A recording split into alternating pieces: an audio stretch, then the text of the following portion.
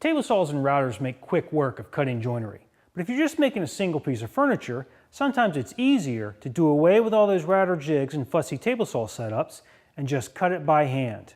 But to get good results when sawing dovetails and tenons by hand, you need to practice. Recently, when working on an article with Chris Gochner called Saw Like an Old Pro, I got a first-hand look at some exercises Chris uses to keep his sawing technique sharp. But before we look at those exercises, let's take a minute to talk about how you should position your body for good sawing. Start with your feet slightly apart. Notice that my left foot is in front of my right foot. That's because I'm a righty. If you're a lefty, switch that around. Also, my knees are slightly bent. And when I pick up the saw, I'm going to hold it gently. There's no need for a death grip here. My index finger points forward and the thumb is wrapped around the back. Your goal is to move the saw like a piston, straight back and forth with no curve in its path. You want it to be an extension of your arm. Before we look at the exercises for cutting dovetails and tenons, let's look at an exercise that will help you cut a line that's straight and square. I'm going to use my left thumb to help align the saw and begin the cut on the board's far corner. Angle the saw slightly downward and gently push it forward, letting the weight of the saw do the work. Now lower the back of the saw as you cut deeper until you reach the back corner. At this point, you can level the saw out and cut down to the full depth.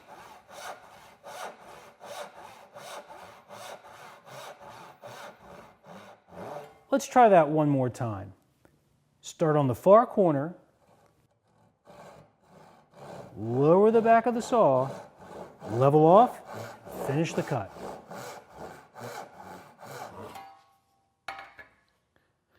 Not bad, but honestly, I could use some more practice. Once you get the straight line cut down, you can move on to practice joinery. Let's take a look at some dovetail pins. Now I've already laid out some pins on this board. On one half, they all slope in one direction, and on the other half, they slope in the opposite direction. The technique for cutting these pin lines is just like the technique we use for cutting the straight lines.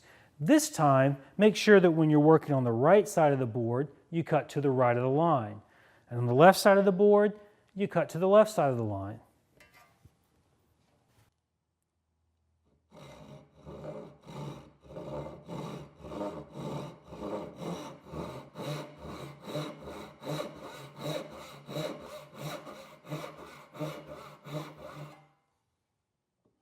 Once again, start on the far corner, lower the back of the saw, level off, and finish the cut.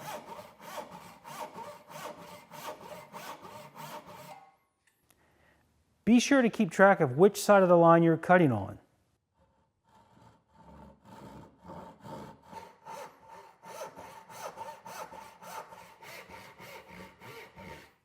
Well, that's it for the pin exercise. Next up is the tails. And that's pretty much the same thing. The only difference is you'll need to angle your saw just slightly to match that slope on the tails.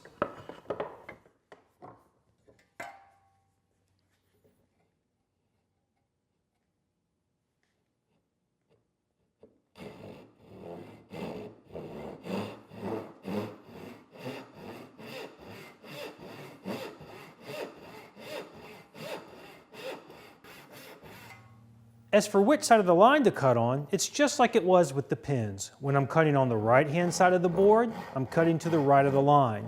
And on the left-hand side of the board, it's to the left of the line. Remember, for these tail cuts, you'll have to angle your saw to match the slope of the tail. Well, that does it for dovetails. Next up is tenons. Now to do tenons, you're going to need a very simple saw hook. It's a very easy thing to make, but it holds your work securely while you're cutting the shoulders. I clamp mine right in my bench vise. Here's a great trick. It can be tough to track a straight cut across the shoulder, so give your saw's teeth a place to start by scribing a layout line.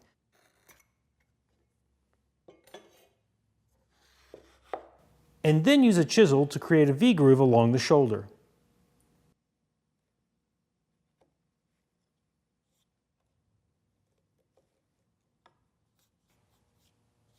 Because the shoulder cut doesn't go all the way through the board, That's how I've laid out this imaginary shoulder. Now, I'm not going to start my cut at the far edge of the board like I did with the dovetails.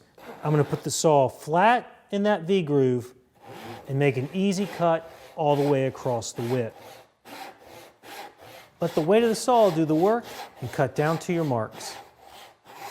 Now repeat that process down the length of the board and then you'll be ready for the cheeks.